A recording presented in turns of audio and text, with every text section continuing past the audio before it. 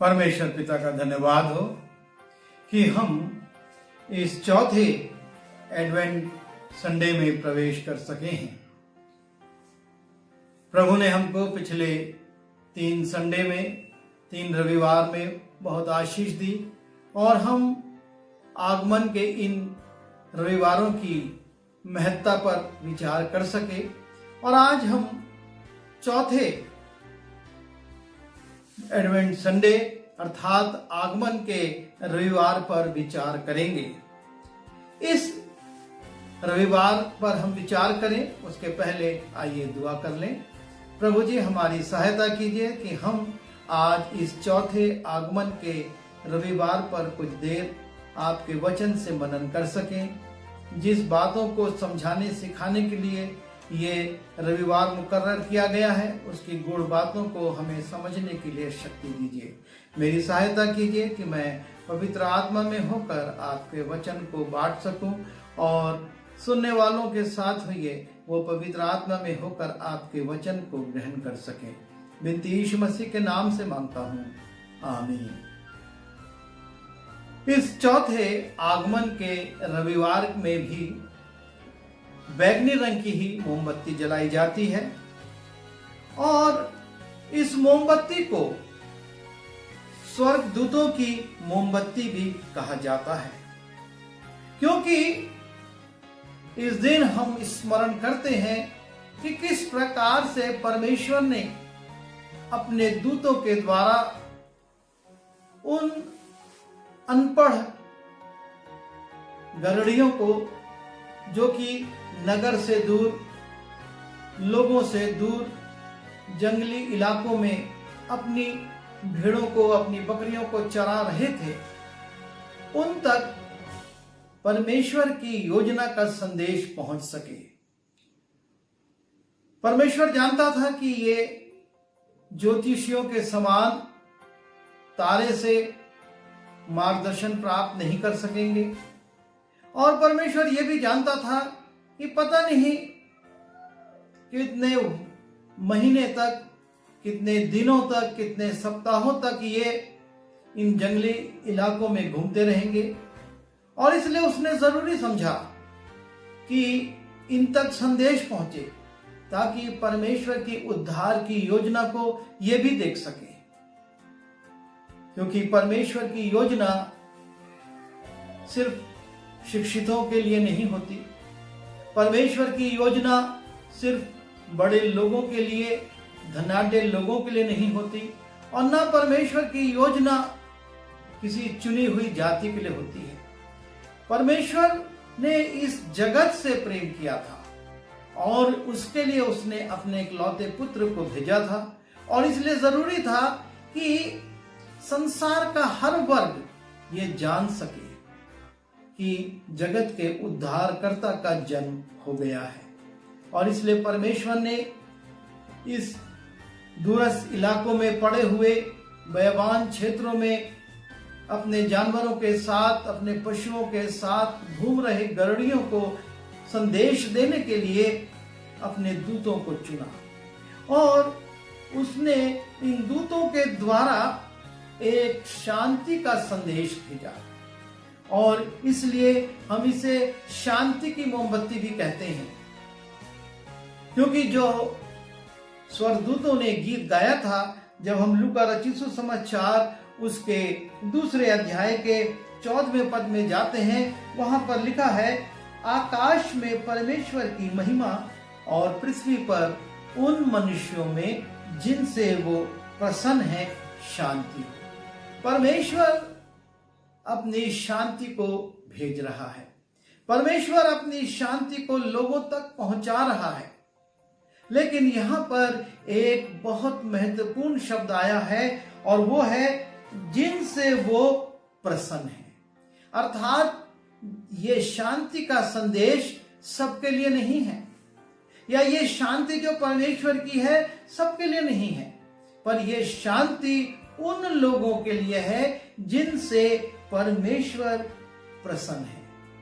और परमेश्वर हमेशा सरल दिल लोगों से, सरल हृदय वालों से प्रसन्न होता है। जिसमें संसारिकता ना भरी हो, लेकिन जो बड़े सरल हृदय के हों, परमेश्वर उन पर दृष्टि लगाए रखता है और उनके लिए उपाय करता है। ये गरड़िए साधारण लोग थे, ना इनके पास बहुत पैसा था, ना इनके पास बहुत योग्यता थी और ना इनके पास अच्छे अच्छे घर बार या चीजें थी। ये जंगलों जंगलों घूमते थे, अपने जानवरों को चराते थे, उनको बेचते थे, उनसे वो आय जो होती थी उससे उनका और उनके परिवार का भरण पोषण होता था। और ऐसे साधारण लोगों के पास परमेश्वर के शांति का संदेश पहुंचता है। स्वर्गदूत आकर कहते हैं कि पृथ्वी पर उन मनुष्यों में जिनसे परमेश्वर प्रसन्न है शांति। और स्वर्गदूत कहता है कि आज दाऊद के नगर में तुम्हारे लिए एक उद्धारकर्ता जन्म है और यही मसीह प्रभु है। परमेश्वर अपनी बात को उन तक पहुंचाता है कि तुम्हारे लिए दाऊद के नगर में अर्थात बैतलहम में एक उद्धारकर्ता जन्म है और यही मसीह प्रभु है। और जब परमेश्वर का ये संदेश ये साधारण लोग सुनते हैं, जिनके पास संसारिक धन संपत्ति नहीं है, उनकी संपत्ति ये पशु हैं, लिखा है जब स्वर्गदूत उनके पास से स्वर्ग को चले गए तो गरड़ियों ने आपस में कहा, आओ हम बैतलहम जाकर ये बात जो हुई है जिसे प्रभु ने हमें बताया है देखें।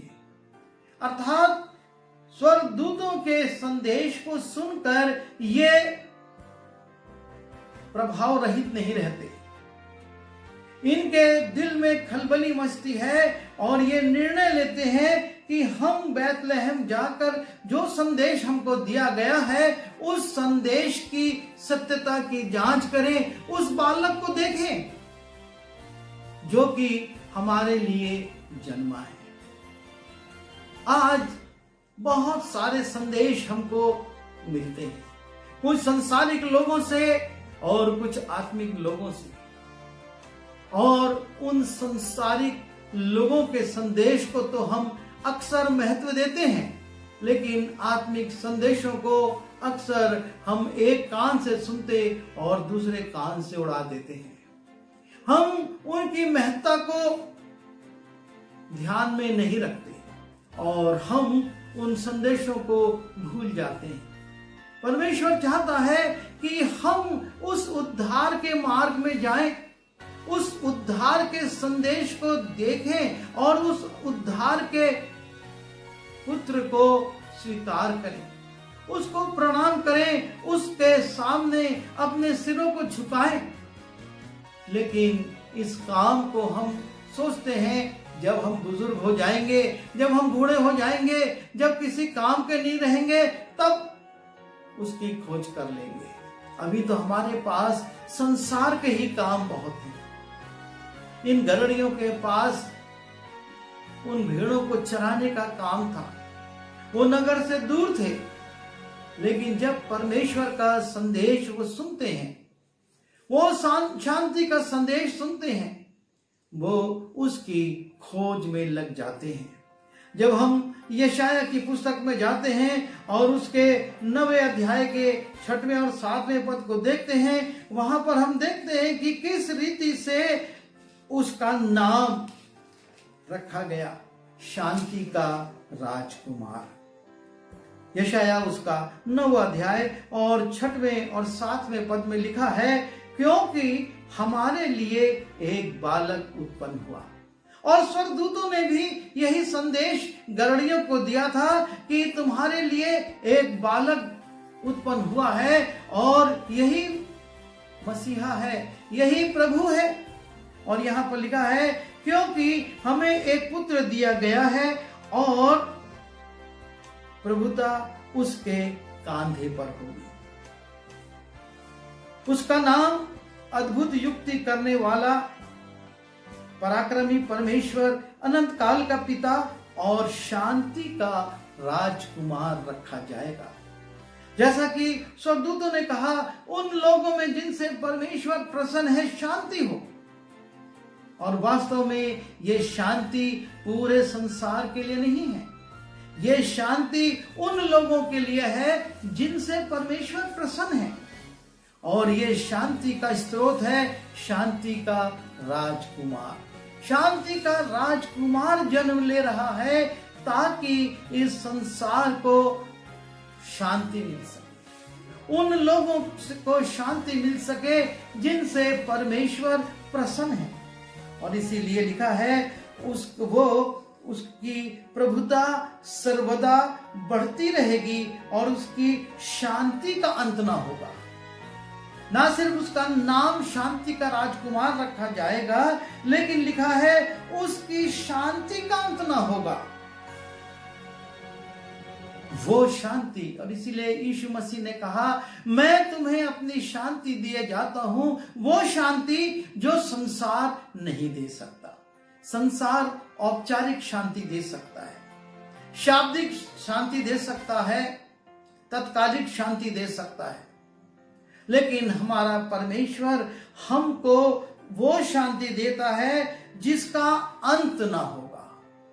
अनंत शांति वो देना चाहता है।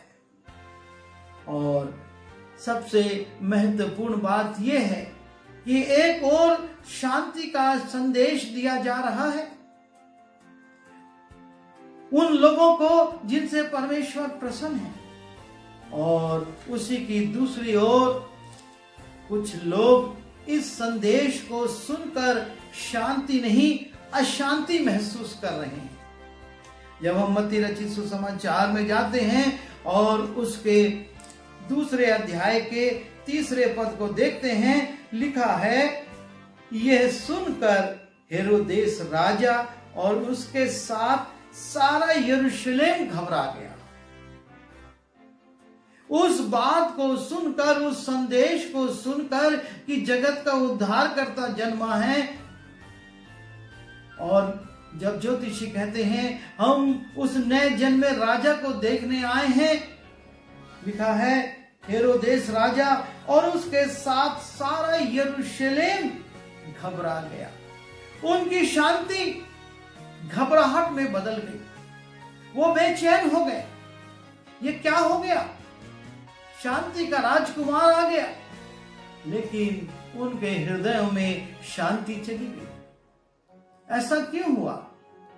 कारण सिर्फ एक है कि परमेश्वर उनसे प्रसन्न नहीं था। और परमेश्वर उनसे क्यों नहीं प्रसन्न था? कारण उसका भी स्पष्ट है, क्योंकि उनके काम परमेश्वर के इच्छा के विपरीत थे। जो परमेश्वर चाहता था वो काम नहीं करते थे, लेकिन वो अपनी इच्छा अनुसार, अपनी लालसाओं के अनुसार काम करते थे, और इसलिए परमेश्वर उनसे प्रसन्न नहीं था। और जब शांति का राजकुमार आया और इसका संदेश उन तक पहुंचा, तो वो अशांत हो गए, वो बेचैन हो गए और वो घबरा गए। पूरा नगर घबरा गया। क्यों घबरा गया? सिर्फ इसलिए क्योंकि जो काम उनके थे वो परमेश्वर की इच्छा के विपरीत थे, और वो नहीं चाहते थे कि उन काम को छोड़ें। उनको संसारिक प्रतिष्ठा, उनको संसारिक दायित्व और उनको संसारिक मान सम्मान परमेश्वर की प्रसन्नता से अधिक अच्छे लगते थे, और इसलिए उनके जीवनों में बेचैनी आ गई। और आज भी जब हम शांति के संदेश को लेकर जाते हैं, संसार बेचैन हो जाता है।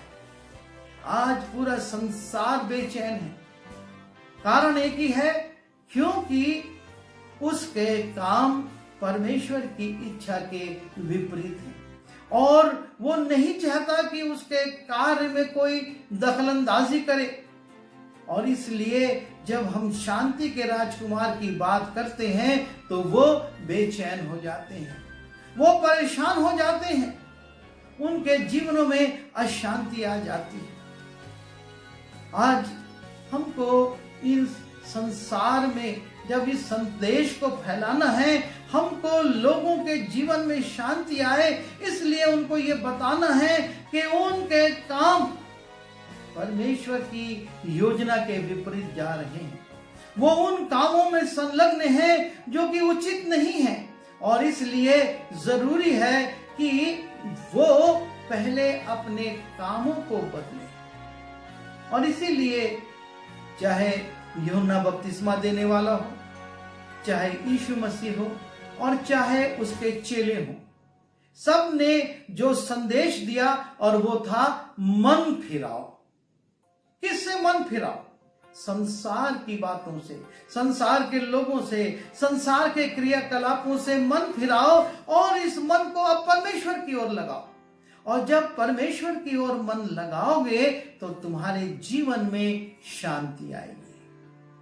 आज इस शांति के लिए संसार में करोड़ों अरबों रुपये खर्च किए जा रहे हैं, तरह तरह के हथियार बनाए जा रहे हैं, सेनाएं खड़ी की जा रही ताकि सीमाओं पर शांति हो, लेकिन शांति की जगह अशांति बढ़ती जा रही है। पूरा संसार आज अशांत है, पर परमेश्वर चाहता है कि इस संसार में शांति आए, और इसलिए उसने अपने पुत्र को भेजा। और आज 2020 वर्ष बाद हम इस संदेश को इसलिए लेकर आते हैं कि मनुष्यों में शांति आए, ताकि वो शांति के साथ उस दिन की बाट जो सके जिसमें कि शांति का राजकुमार न्यायी बनकर आने वाला है। वो शांति का राजकुमार है, उसकी शांति बढ़ने वाली है, लेकिन अब जब वो आएगा तो वो न्यायी बनकर आएगा, और वो न्यायी बनकर आए, हमारा न्याय करे, उसके पहले हमको अपने जीवन में उस शांति को ले लेना है।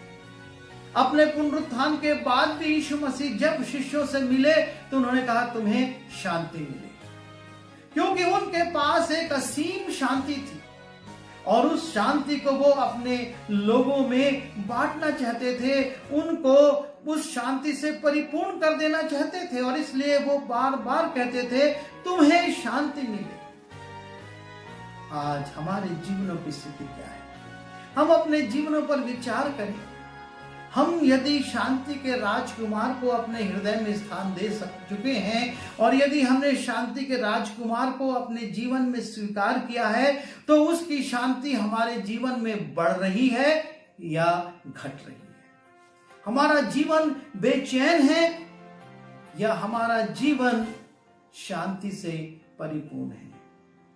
जब हम रात में खाट पर लेटते हैं, हमको नींद आ जाती है या चिंताएं, संसार की चिंताएं हमको सोने नहीं देती?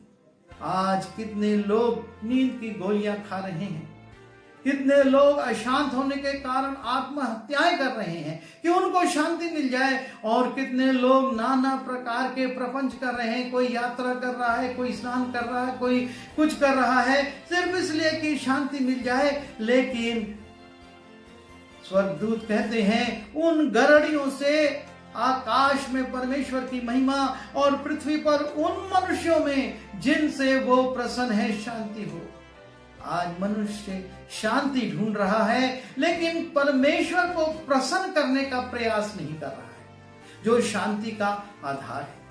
हमको अपने जीवनों में परमेश्वर को प्रसन्न करना है, और जैसे ही हमारे कामों से, हमारे जीवन से, हमारे आचरण से परमेश्वर प्रसन्न होगा, हमारे परिवारों में, हमारे घरों में, हमारे बच्चों में, हमारे व्यक्तिगत जीवन में शांति आएगी।